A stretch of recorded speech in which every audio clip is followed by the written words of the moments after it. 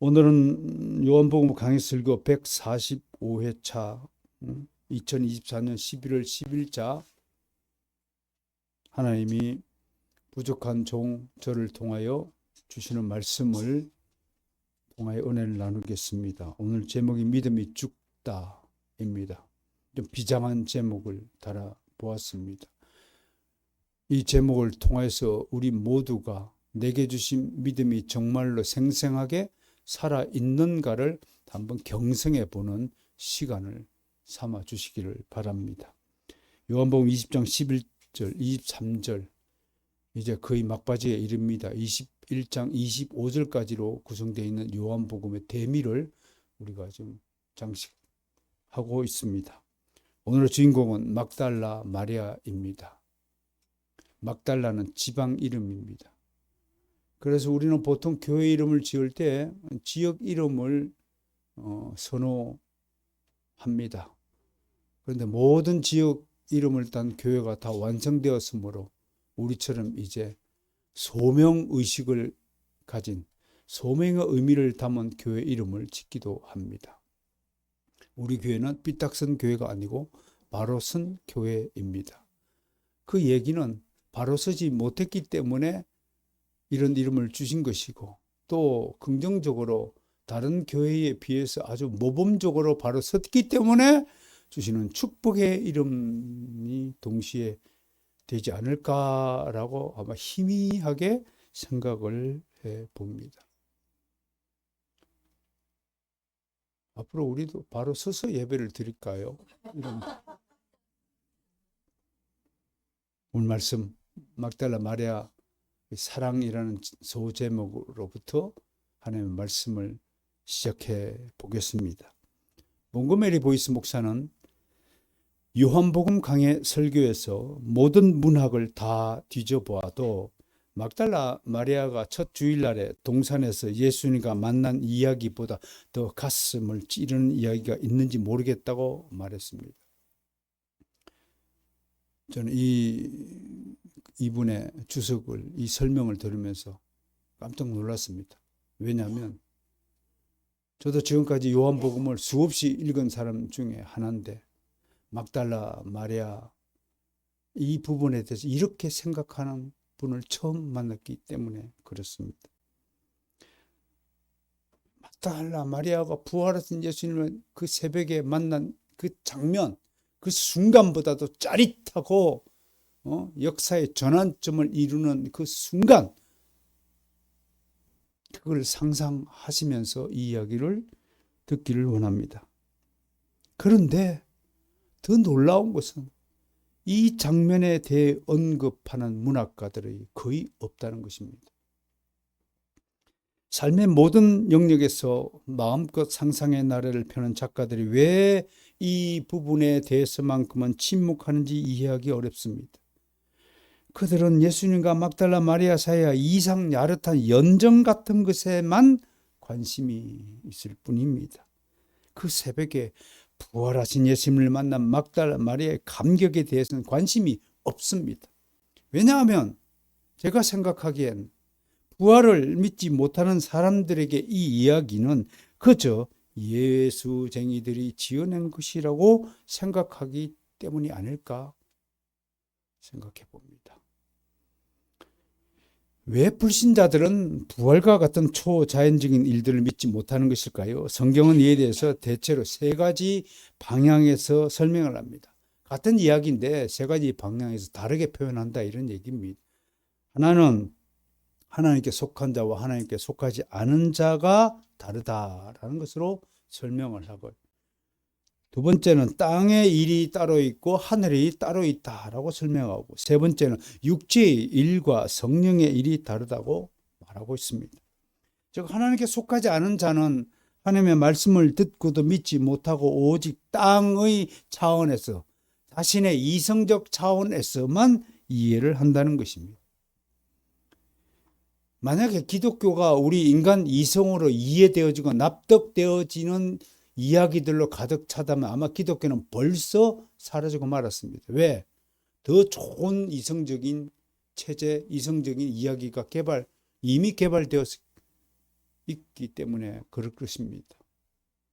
근데 미안하지만 이성주의자들에게 말합니다. 당신들이 수많은 연구를 거듭해도 하나님의 나라의 영적인 차원의 일들은 영원토록 인간의 이성의 세계 안에서는 열리지 않는다는 것을 깨닫기를 원합니다. 예수님은 이에 대해 우리에게 충분할 만큼 가르침을 주었습니다. 특히 우리가 지금 여행하고 있는 요한복음에는 관련된 말씀이 수두룩합니다. 제가 일일이 한번 뽑아 보았습니다. 찬찬히 눈을 응시하며 함께 봉독하겠습니다. 시작. 그 말씀이 너희 속에 거하지 아니하나니 이는 그가 보내신 이를 믿지 않으면. 첫 번째 중요한 요소는 말씀이 속에 있느냐 없느냐입니다.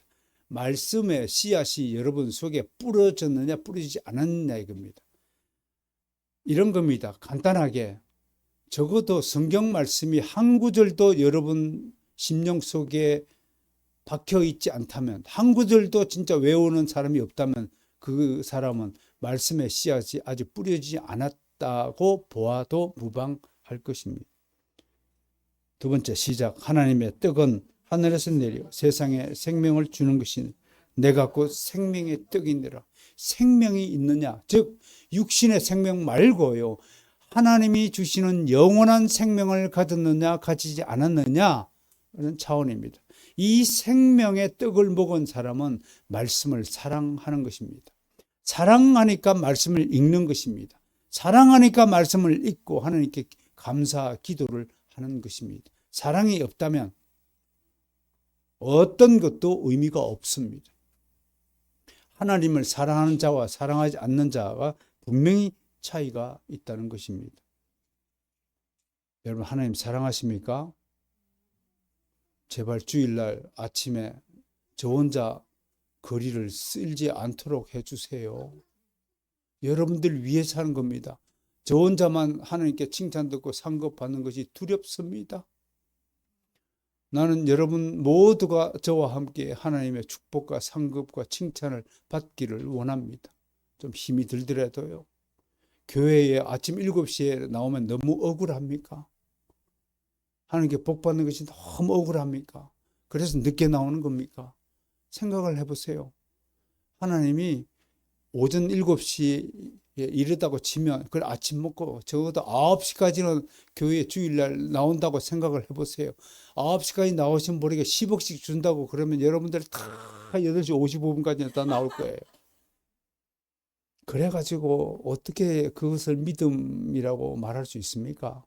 어떻게 그걸 하나님을 사랑한다는 표징이라고 말할 수 있습니까? 내년부터는 9시까지 주일날 출근하는 것을 법으로 만들든지 무슨 술을 내든지 해야 정신을 차리지 않을까? 하기야 사랑하지 않는 사람을 억지로 사랑한 것보다 더 힘든 일이 없을 것 같기는 해요. 네? 여러분들이 정말로 하나님을 사랑한다면 목사의 입에서 이런 말이 나올 필요가 없을 정도가 되어야 되지 않을까 생각을 합니다. 세 번째 시작. 예수께서 이르시되 너희는 아래에서 났고 나는 위에서 났으며 너희는 이 세상에 속하였고 나는 이 세상에 속하지 아니하였느니라.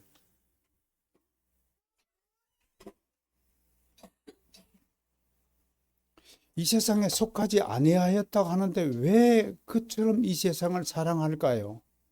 그 참 의문이죠. 네? 의문입니다. 요새 제가 밤에 잠이 안 와서 뭐 좀 재미난 것을 보다가 스르륵 잠든 게 없을까 싶어서 찾은 드라마가 하나 있습니다. 그게 저는 처음 봤는데 밤에 피는 꽃이라는 드라마가 있더라고요. 잘 모르죠. 아무튼 저는 뭐 코미디 같은 그런 장르를 아주 좋아합니다. 막 독하고 살인하고 막 피를 보고 막 주먹질 나고 전쟁을 하고 이런 것은 좀 너무 상이 좀 찌푸려지지만 아주 가벼운 마음으로 어저께도 틀어놓고 아마 잠을 잔 모양인데 제가 끄고 잤는지는 모르겠습니다만 아무튼 5회차까지 봤습니다. 무료 빛다 무료. 스토리가 아주 재미있더라고. 그 다음에 요한복음 8장 44절 읽겠습니다. 너희는 너희 아비 마귀에게 났으니 진리가 그 속에 없으므로 진리에 서지 못하고 그가 거짓말쟁이요 거짓의 아비가 되었습니다. 여러분의 아버지가 누구십니까? 여러분의 아버지가 누구십니까? 진짜 하나님을 믿습니까? 아니면 여러분의 아비는 마귀입니다. 둘 중에 하나입니다. 이런 이야기를 극도로 기피하고 싫어하는 사람이 있더라고요. 그 영화 친구에서 애를 데리고 오니까 네 아버지 누구? 라고 묻잖아요. 네 아버지 참 뭐 하시노? 우리 아버지는 세상을 창조하시고 구속하시고 섭리하시는 하나님 되신다고 소개할 수 있습니까, 여러분? 아버지를 정말 아버지라고 이름을 부를 수 있다는 것보다 더 큰 영광이 없을 겁니다. 8장 47절입니다. 하나님께 속한 자는 하나님의 말씀을 듣나니 너희가 듣지 않으면 하나님께 속하지 아니하였음이로라. 저도 어렸을 때 정말 주님의 첫 사랑을 경험했을 때 저는 설교를 듣고 싶어서 안달이 나더라고요. 그 설교의 말씀이 얼마나 진짜 달콤하게 들리는지 청년 내내 대학생 시절에 그 아르바이트를 통해서 굶고 시간이 없을 때도 그 주일날 다른 박질을 하고 가지고 그렇게 해가지고 말씀 그 설교가 얼마나 재미가 있는지 그때를 생각해 보는데 이제는 제가 설교를 듣는 입장이 아니라 설교를 하는 입장이 되어서 오히려 하나님 그냥 저도 설교를 듣는 입장이 되면 좋겠습니다. 이걸 준비하려고 하니까 너무 힘들기도 하고요. 그렇다고 몇세기 우리 교회가 타의 모범이 되고자 하는 개혁교회의 이름표를 달고 나섰는데 대충 설교를 할 수는 없잖아요. 개혁교회 전통은 어딜 가나 세계 어딜 가나 이 강해 설교를 하는 것을 본업으로 삼고 있는데요. 지금도 전 세계의 교회에서 요한복음을 강해하는 설교가 부지기수로 많이 있을 것이라고 저는 생각을 합니다. 여러분 귀에 이 설교가 꿀보다도 더 달게 느껴지기를 원합니다. 그걸 위해서 기도하셔야 됩니다. 그 다음 제가 읽죠. 너희가 내 양이 아니므로 믿지 않는다. 내 양은 내 음성을 듣는다. 사도 바울도 주님의 가르침을 그대로 이어받아 이 사실을 강조하며 가르쳤습니다. 만일 너희 속에 하나님의 영이 거하시면 너희가 육신에 있지 않고 영에 있나니 누구든지 그리스도의 영이 없으면 그리스도의 사람이 아니라. 이걸 제가 로마서 8, 9 선언이라고 말합니다. 누구든지 성령이 없으면 그는 크리스찬이 아닙니다. 그리스도인이 아닙니다. 그 성령이 있으면 하나님을 사랑하게 되고 하나님을 사랑하게 되면 하나님의 말씀이 꿀보다 달게 여겨지고 교회의 일이 너무나도 하고 싶고 솔선수범한 앞장을 서고 있고 무엇보다도 세상 일보다도 하나님 나라의 일에 치중하고 열심을 다하게 된다는 것이 정통적인 믿음의 현상들입니다. 누구도 부정할 수 없는 믿음의 현상들입니다. 나는 여러분들이 어린 믿음에서 장성한 믿음의 분량에 이르기를 소원합니다. 그 장성한 믿음의 분량은 일꾼이 되는 겁니다.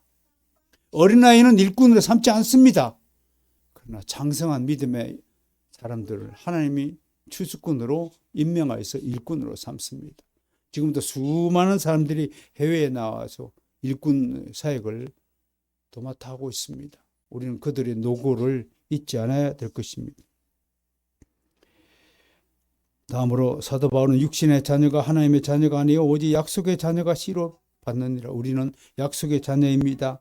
너희는 하나님부터 나서 그리스도 예수 안에 있고 이제는 우리가 예수 안에 있는 존재들입니다.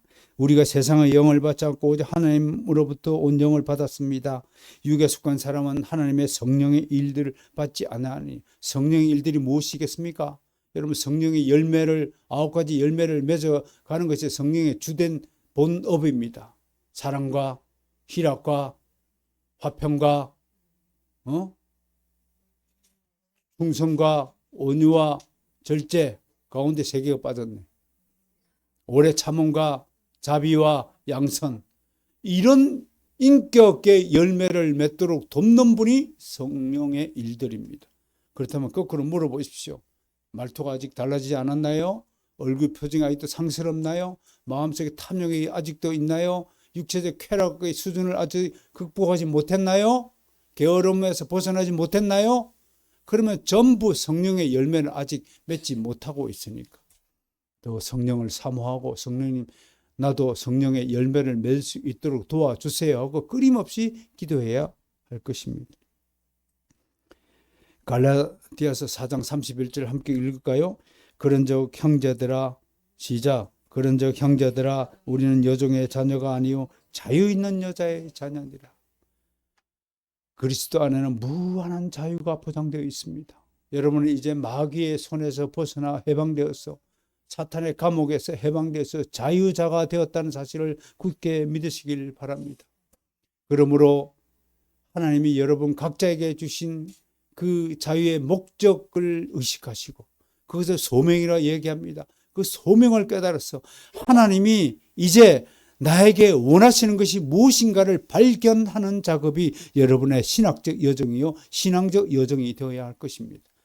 죽을 때까지 자신이 왜 이 땅에 태어났는지 하나님이 내게 바라시는 그 직업적 소명이 무엇인지 깨닫지 못하고 죽을 때까지 내가 하고 싶은 일들만 찾고 불나방처럼 살다가 가는 불쌍한 인생들이 얼마나 많은지 모릅니다.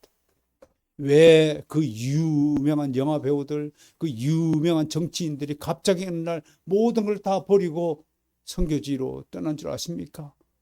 왜 의사가 그 안락한 그 좋은 환경을 다 버리고 갑자기 하나님의 부르심을 받아서 주의 복음을 전하는 전도자의 삶으로 변한지 아십니까?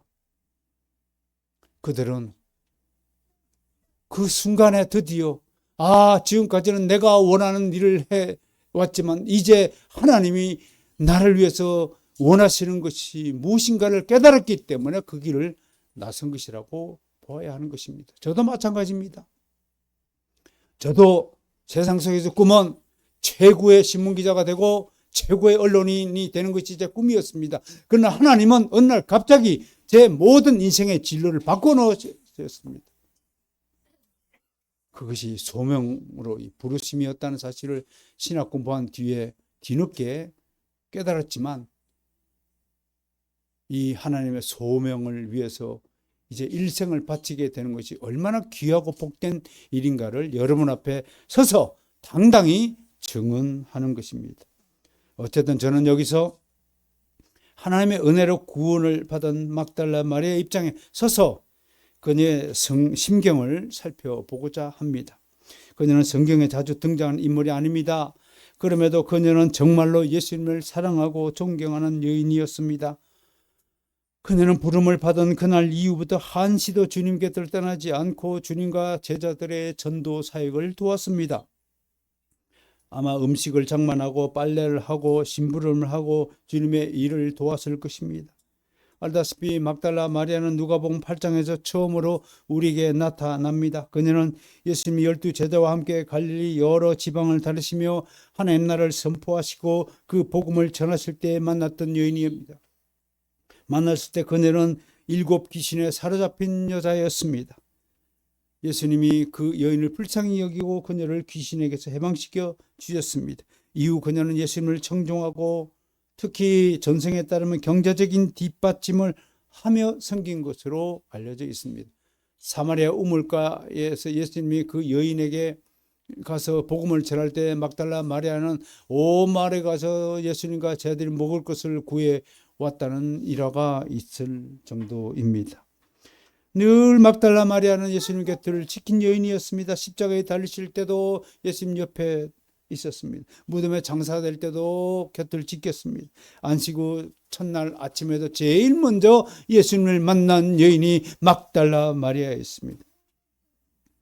그런데 그녀의 눈앞에서 주님의 시신이 사라진 것입니다. 아마 가지고 온 향료로 비록 시신이 된 주님이지만 주님 하고 사랑하는 마음으로 주님의 얼굴을 닦으며 사랑을 전하고 싶었던 그녀였을 것입니다. 그러나 그 모든 기대는 물거품이 되었습니다. 마리아는 순간 당황했을 것입니다. 우리는 한 인간의 모든 기대와 희망을 잃어버렸을 때 어떤 마음을 가지는지 잘 알고 있습니다. 인간은 기대를 내세우고 일어나서 기대를 안고 사는 존재입니다. 인간에게 기대는 희망이자 소중한 소망이자 꿈입니다. 마리아에게 기대와 꿈과 희망은 오직 주 예수 그리스도였습니다. 이것이 하나님이 특별히 주신 은혜의 소명입니다. 소명을 딱 받잖아요. 그러면 그동안의 세상 속에서 가지고 있는 여러 눈들이 다 사라집니다. 여러분들 지금 눈이 몇 개인 줄 아세요? 마음의 눈, 육신의 눈은 2개지만 마음의 눈은 12개도 됩니다. 이것도 하고 싶고 저것도 하고 싶고 이것도 보고 싶고 이것도 만지고 싶고 저 여자도 만나고 싶고 이 여자도 만나고 싶고 요 집에도 살고 싶고 저 집에도 가고 싶고 여기도 가고 싶고 저기도 가고 싶고 수만 가지의 욕심의 눈이 이 속에 있습니다. 그러나 소명을 딱 받으면 눈이 한개가 됩니다. 모든 눈은 폐해지고 오직 십자가에 눈이 고정됩니다. 목사들에게 물어보십시오. 목사들의 눈이 제일 먼저 가는 곳이 어딘 줄 아십니까? 십자가입니다. 나도 저곳에 교회를 개척하고 싶은데 그 마음이 제일 먼저 들게 합니다. 모든 세상적인 것 다 끝나버렸잖아요. 우리가 이제 세상 직업을 가질 수 있습니까?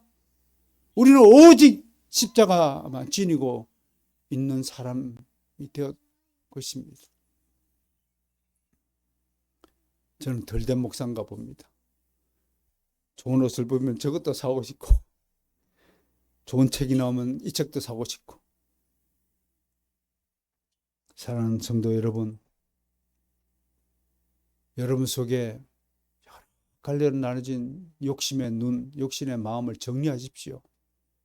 그렇게 해서 현재 자기가 맡고 있는 직업과 교회의 일, 딱 2가지 일에 충성하는 주의 일꾼이 되시기를 주님의 이름으로 축원합니다. 한번 그래 보세요. 진짜로요. 새로운 인생이 있습니다, 여러분. 한번 그렇게 결단해 보세요. 주님께 한번 충성해 보세요. 지금 다니시는 회사 사장님에게 충성해도 보너스를 주고 축복을 하시는데 주님께 축복하시면 어떤 결과가 여러분 인생에 나타나는가를 한번 경험해 보세요. 제발 부탁합니다. 그렇게 결단하고 선택하고 주님께 내 인생을 한번 올인해 보세요. 주님께 올인해 보세요. 여러분 인생에 어떤 일이 벌어질까요? 아마 상상하지 못할 일이 벌어질 겁니다. 주님은 전능하신 우리 하나님 되십니다. 하나님께는 불가능한 일이 없습니다. 여러분을 한 방에 값부로 만들어 줄 수 있는 분이 하나님이십니다. 어떤 분이 그랬다고 그러잖아요. 쌍꺼풀이 없어가지고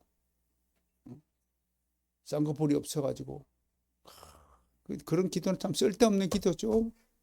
나도 저 누구누구 연예인처럼 쌍꺼풀 만들어서 예쁘게 살려고 기도해요. 오늘 가다가 교통사고를 당하고 눈이 찢어졌어요. 석 달 뒤에 붕대를 풀으니까 어느새 눈이 쌍꺼풀이 되어 있다고. 제발 그런 응답은 안 받기를 원합니다. 마리아는 주님이 눈앞에 사라진 것에 대해서 슬프면 울었습니다.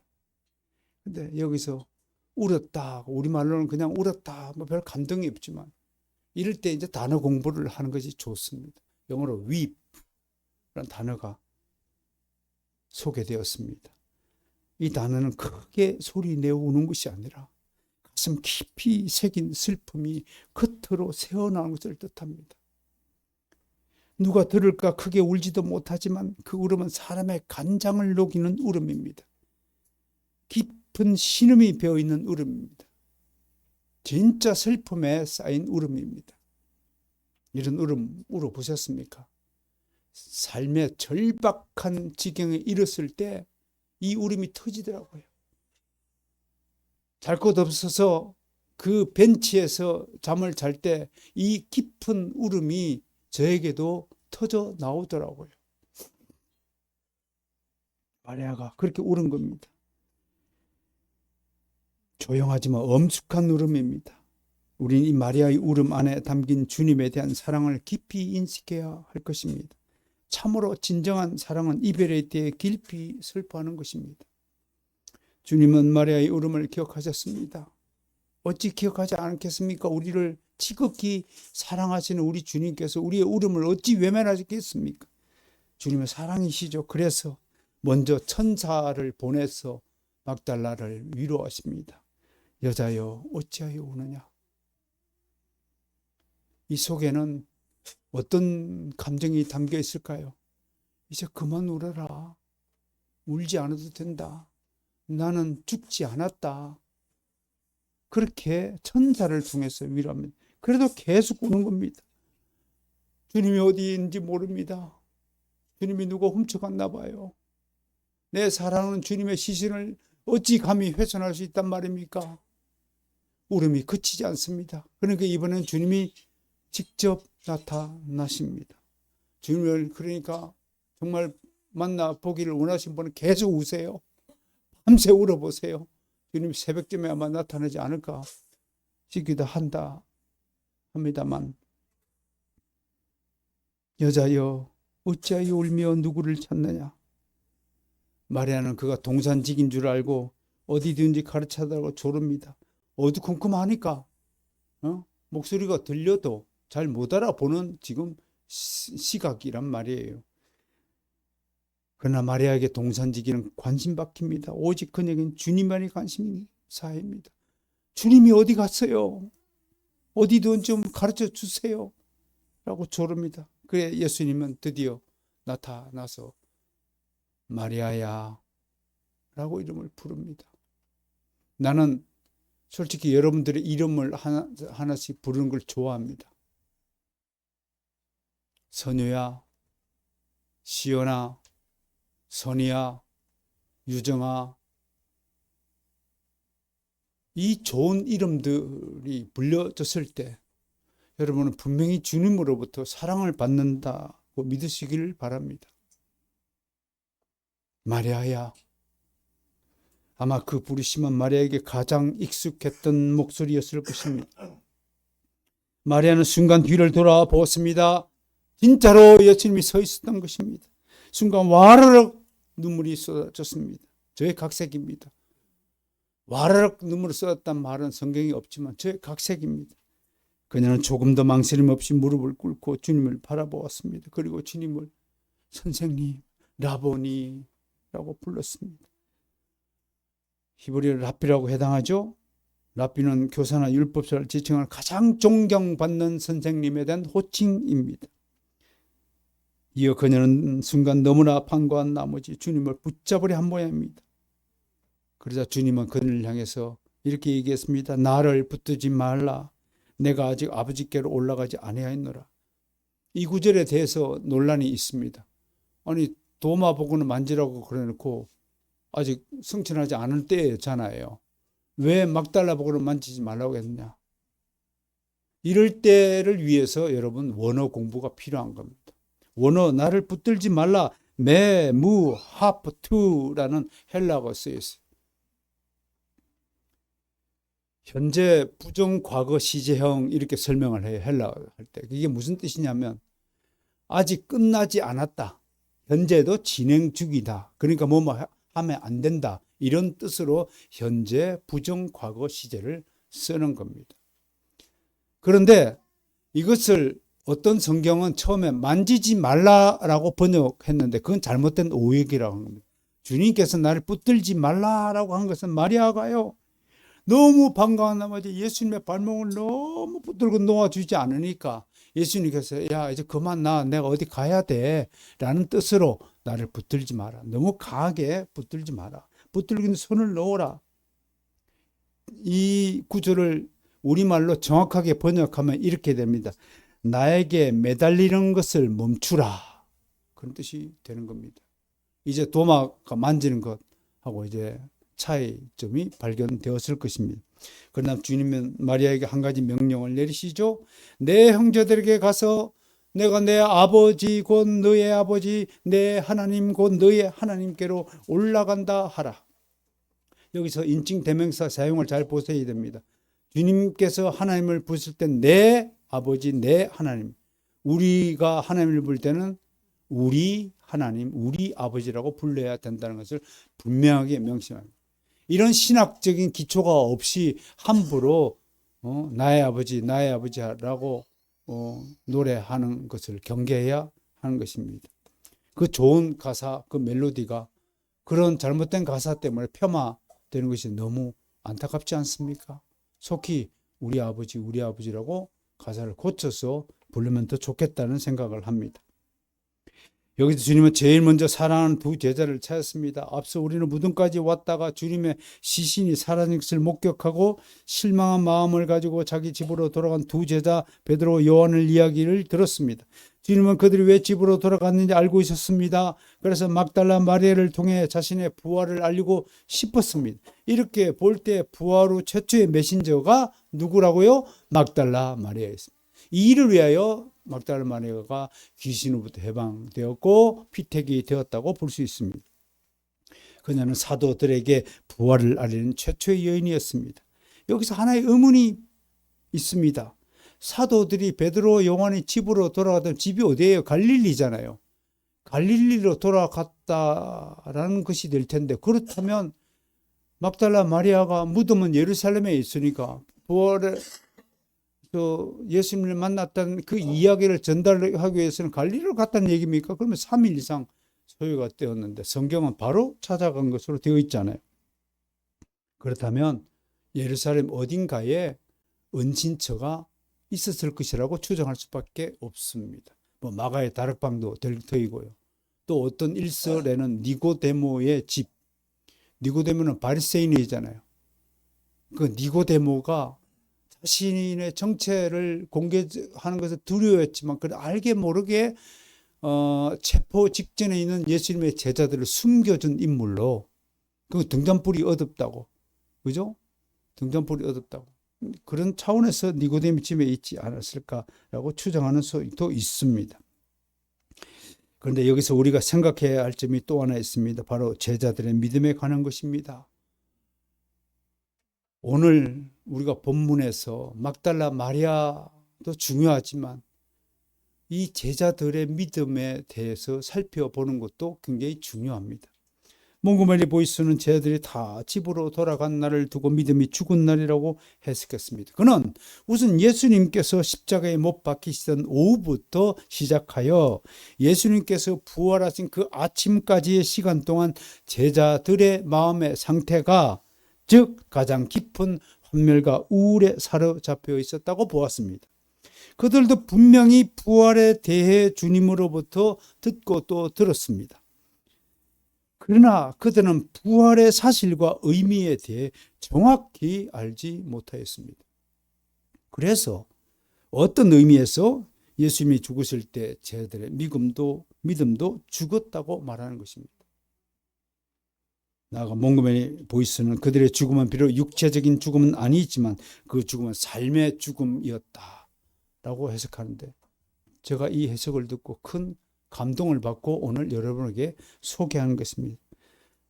보세요. 제자들과 여인들은 3년 동안 예수님의 순회 전도 사역에 동참했습니다. 그들은 완전히 그리스도에게 사로잡혀 있었습니다. 곁에서 그리스도의 구원 사역을 지켜보았고 귀한 가르침에 귀를 기울였습니다. 그러나 불행히도 그들은 주님이 가르치신 것 중 많은 것들을 이해하지 못하였습니다. 이해하려고 노력했지만 하늘의 일에 대해서 완전히 이해하기는 불가능했습니다. 그들은 자기들 수준에서 이해할 수 있는 것만 믿었습니다. 정말 안타까운 것은 그들 마음속엔 하늘의 일보다 땅의 일이 더 관심이 많았던 것입니다. 그러니까 부활의 진짜 의미에 대해서는 잘 이해가 안 되는 겁니다. 그들 모두는 예외 없이 주께서 새로운 이스라엘을 세우실 때 다들 한 자리씩 차지할 것이라는 기대를 품고 주를 따랐던 것입니다. 동기가 다른 겁니다. 의도가 다른 겁니다. 목적이 다른 겁니다. 그래서 목적이 다른 사람과 동업하지 말라는 교훈이 있지 않습니까? 결혼도 마찬가지입니다. 서로 다른 이상과 꿈과 가치관과 세계관과 목표를 가지고 있는 사람끼리 결혼하면 안 된다는 것입니다. 특히 불신자와의 결혼을 그래서 경계하는 겁니다. 불신자의 목표는 이 세상에서 잘 먹고 잘 사는 것이 목표이고 우리는 그리스도의 왕국에서 영원히 복락을 누리려고 살고 있는 것이 우리 목표이지 않습니까? 그러나 주님의 죽음은 제자들의 모든 기대를 다 무너뜨렸습니다. 예수님이 왕이 되면 장관 한 자리씩 차지할 줄 알았는데 갑자기 죽으신 거예요. 다 무너뜨렸어요. 모든 제자가 허탈감에 빠졌습니다. 만약 이들이 진짜 믿음이 있었다면 주님이 죽으심과 동시에 드디어 주님의 나라가 부활로 완성되겠구나 라는 기대로 무장되어야 될 텐데 허탈감에 빠졌단 말이에요. 주님께서 반드시 다시 살아나 사망 권세를 이길 것이라고 필요할 때마다 언급하고 강조했음에도 그 말씀에 대한 기억은 사라지고 더 이상 할 수 없는 일이 없다는 실망에 사로잡혀 각자 자기 집으로 돌아가고 말았습니다.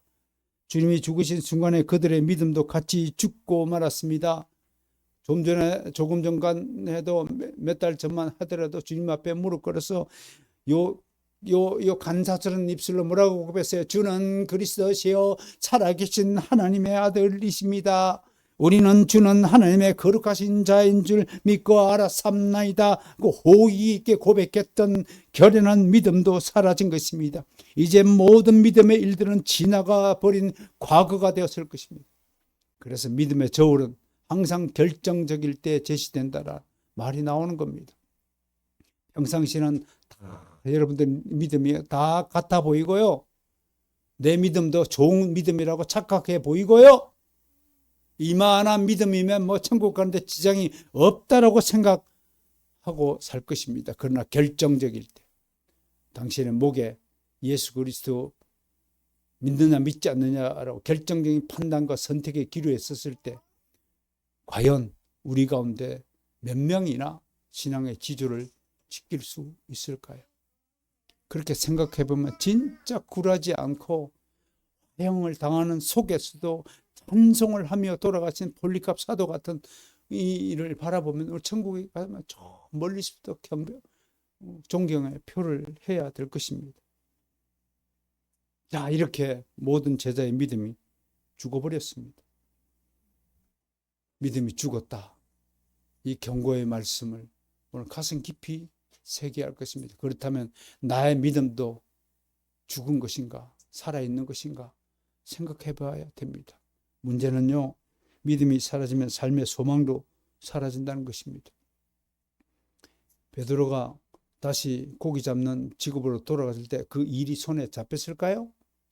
안 잡혔기 때문에 예수님이 나타나니까 막 걸어만 날 사라고 알몸으로 바다에 뛰어들었다고 성경이 기록하고 있지 않습니까? 제자들은 대단히 큰 소망을 가지고 있었죠. 그러나 그들의 소망은 주님의 십자가 죽음과 함께 산산이 부서지고 말았습니다. 소망이 죽었다는 것을 보여주는 가장 큰 실정은 누가복음 24장 13절에서 35절에 기록된 엠마오로 가는 두 제자에게서 발견됩니다. 몽고메리 보이스 목사는 이 두 사람이 글로바와 그의 아내일 것으로 추정합니다. 아무튼 두 사람도 다른 제자들과 마찬가지로 지상에서 메시아가 통치하는 날이 올 것을 기대하고 있었습니다. 그들은 주님의 공생애 동안 모든 생계를 포기하고 주님을 따랐습니다. 그리고 주님이 세우신 날에서 한 자리씩 차지할 것을 바랐습니다. 나는 이런 제자들의 바람이 정말로 헛된 바람이라고 생각합니다. 무모한 바람이라고 생각합니다. 적어도 한 국가의 장관직이 되려면 적어도 대학 졸업 이상이 되어야 하고 실력을 겸비해야 됩니다. 그런데 이들은 갈릴리 어부 출신이잖아요. 촌 녀석들이잖아요. 촌 사람들은 시골 사람들, 일자 무식꾼들이잖아요. 이런 사람들이 장관이 되겠다고 꿈을 품은 것 자체가 어불성설이지 않습니까? 이 말이 됩니까? 자기 자신을 알라는 소크라테스의 격언을 떠올려 보면 이 제자들은 너무도 자기 자신을 모른 채 엉뚱한 꿈을 꾼 것입니다. 복권 당첨 1등 당첨 지역이라고 탁 지나가니까 현수막이 탁 붙었어요. 순간 나도 1등 당첨면 좋겠다라는 생각이 들자마자 제가 주여 아직도 덜 된 채담을 굳이 저도 달라고 기도했습니다. 도저히 불가능한 기대를 가지고 있는 자들이 바로 주의 제자들이었다는 사실을 알게 됩니다. 처음부터 나 같은 사람이 어떻게 장관 자리를 차지해? 나는 주님이 왕국을 세웠을 때 정말 왕국의 현관에 청소부라도 취직시켜주면 정말 고맙겠어라고 했다면 이렇게 슬픔과 좌절과 허무감이 들지 않지 않았겠습니까? 누가복음 2장 17절 말씀입니다. 두 사람의 슬픈 빛을 띠고 머물러 서 있더라. 기대가 큰 만큼 실망도 큰 법입니다. 그래서 슬픈 빛을 띄었다라고 되어 있습니다. 예수님이 그들에다가 무슨 일로 그리 슬퍼하느냐? 이 말을요 조금 더 가려 읽고 각색하면 니들이 뭐 그렇게 큰 기대를 하고 살았냐? 뭐 그렇게 크게 슬퍼할 일이냐? 네가 왜 장관 자리를 바랬느냐? 그런 질책도 함께 담겨 있을 것이라고 해석할 수 있겠습니다. 그들이 대답했습니다. 당신이 예루살렘에 체류하면서도 요즘 거기서 된 일을 혼자만 알지 못하느냐?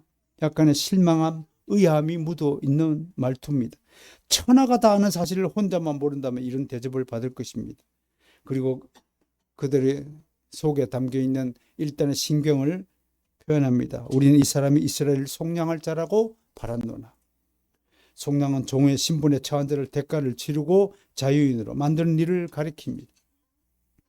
여기에 필요한 비용을 속전이라고 합니다. 하나님 아버지는 인류의 죄값을 치르기 위해 예수 그리스도를 속전으로 바치시고 우리를 죄악에서 구원하셨습니다. 그렇다면 엠마오로 가던 글로바와 그의 아내는 이 속량의 의미를 알고 이렇게 말한 것일까요? 아니요. 그들은 단지 이스라엘이라는 지상나라의 속량을 바란 것에 불과합니다. 하나님 나라의 개념에 대해 아직 완전한 이해가 없었던 것입니다. 우리는 여기서 바른 지식과 이해가 보장되지 않으면 많은 오해와 불신과 판단 착오와 잘못된 선택의 길에 들었을 수 있음을 알아야 됩니다. 제가 그래서 항상 무지와 고집은 같은 뿌리에서 나온 열매다. 무지하면 오해하는 겁니다. 오해를 자주 하는 사람은 자기 자신이 그만큼 무지하다는 것을 판정하는 것입니다. 바른 지식과 이해를 가지도록 우리 노력해야 됩니다. 그러므로 바른 믿음은 하나님에 대한 바른 지식을 가질 때에 비로소 아름다운 결과가 나타나는 것입니다. 바른 지식과 이해 없이 주님을 따랐던 제자들은 다시 한번 교정과 보충을 받아야 했습니다. 주님께서 부활하여 바로 하늘을 올라가지 않고 40일 동안 제자들과 함께 동거동락한 이유가 바로 여기에 있다는 것을 우리는 알아야 합니다.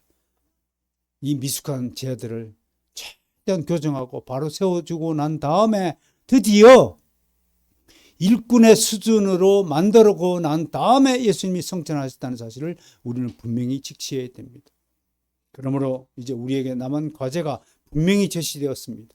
이제 하나님이 부르시는 그날까지 우리는 하나님에 대한 지식을 보충받고 우리가 잘못된 지식을 가진 것을 폐기처분하고 교정받아서 올바른 그리스도인으로 바로 서야 하는 의무를 다해야 할 것입니다. 오늘 말씀해 주셔야겠습니다. 교회는 그리스도를 믿고 사랑하는 사람들이 모인 곳입니다. 이 사람들을 그리스도인이라고 부릅니다. 그리스도인들은 세상에 살지만 소속과 신분이 세상 사람들과 다릅니다. 세상 사람들의 소속은 이 땅이지만 그리스도인은 하늘에 속한 자들입니다. 세상 사람들은 아직 주님을 믿지 않게 여전히 마귀의 수하에 속하여 하나님의 진노 아래에 살지만 그리스도인은 마귀의 권세에서 해방되어 완전한 자유를 누리는 하나님의 자녀요 하나님 나라의 백성입니다. 나아가 그리스도인이 지상에서의 삶을 마감하고 하나님에게로 가면 영생 복락을 누린다는 약속을 미리 받았습니다. 그래서 우리들의 약속의 자녀라고 성경은 부르는 것입니다. 더불어 하나님께 순종하는 믿음은 이 땅에서도 복을 받아 누리게 됩니다. 물론 우리 주변에는 우리가 알 수 없고 이해하기 힘든 일이 일어납니다. 믿음이 좋은 그리스도인임에도 개인적인 불행을 겪기도 하고 느닷없는 사고가 발생해 가족을 잃고 홀로 사는 분들도 있고 갑자기 부모 이별하고 고아의 신세가 되는 택자도 있습니다. 우리는 그들이 왜 그런 고초를 겪는지 알지 못합니다. 남편과 자식을 한꺼번에 잃은 박완서 작가는 책 제목을 한 말씀만 하소서라고 적어서 우리에게 그 비통함을 알려주었습니다. 하나님께 삶의 부조리함을 탄원하며 울부짖으며 그녀도 애원했습니다. 이렇게 우리 주변에 우리의 이해력으로는 불가능한 일들이 부지기수입니다. 그들은 잠시 믿음과 소망을 잃어볼 수 있습니다. 그러나 명심할 것은 아무리 우리 삶이 요동친다 해도 하나님의 자녀에 대한 하나님의 사랑은 결코 가지지 않습니다. 로마서 8장 38절 39절 한 입으로 봉독합니다. 내가 확신하노니 사망이나 생명이나 천사들이나 권세자들이나 현재일이나 장래일이나 능력이나 높음이나 깊음이나 다른 어떤 피조물이라도 우리를 우리 주 그리스도 예수 안에 있는 하나님의 사랑에서 끊을 수 없느니라. 지금 고난 가운데 있습니까? 고난의 절정에도 믿음의 사람은 이때가 곧 지나가리라 하고 탄원합니다. 태풍으로 위기를 겪고도 1년 내내 태풍은 불지 않습니다. 태풍이 지나간 자리에 슬픔의 눈물이 고인다 해도 하나님의 은혜의 햇빛은 그 눈물을 마르게 하고 다시 소생할 기운과 환경과 물질과 건강을 회복시키심을 믿고 감사하는 성도가 되기를 소망합니다. 마지막으로 꼭 한 말씀 전해주고서 여러분 못난 사람이 되지 않기를 소원합니다. 가장 못난 사람은 자기가 잘났다고 우쭐대는 사람입니다. 기독교의 신앙은 하나님께 철저히 내 자신을 의지하는 신앙입니다. 그 신앙을 바라크, 딱 붙다라는 히브리어입니다. 이 바라크 신앙이라고 이름을 명명합니다. 여러분에게 이 바라크 신앙이 주어지기를 정말로 주님의 이름으로 소원합니다.